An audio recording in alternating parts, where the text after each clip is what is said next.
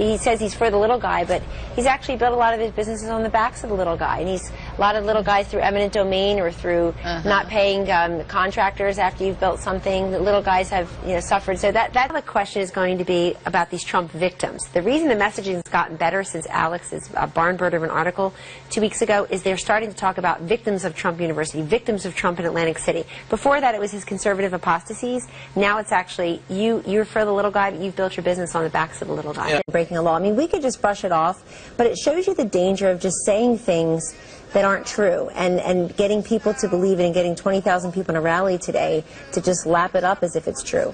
It's completely transparent. Donald Trump's tax returns aren't. I'd like to see those be transparent. And insulting them as lying Ted and John Kasich, who eats like a slob, and everything else that was said today, which is fairly unpresidential, then I think he should just ignore them. I mean, if he wasn't worried about them, why not just ignore these two people he thinks aren't actual competitors? I actually think they got under his skin today. Say, as a pro-lifer with many pro-life candidates who are very disappointed, pro-life causes very disappointed today, they don't need 4 or 5 times to get it right. They would have gotten it right the first time, because the pro-life community is of one mind on this.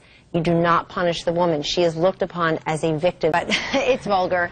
And this is the equivalent, really, in New Hampshire of Donald Trump skipping the debate in Iowa. It cost him votes. And I think people will think thrice now when they go into that ballot box and say, look, I've tried to send a message all along through Donald Trump to the establishment, but now I got to get serious about sending somebody to the White House. And do I want somebody who hurls personal insults or who goes and talks about philosophical differences?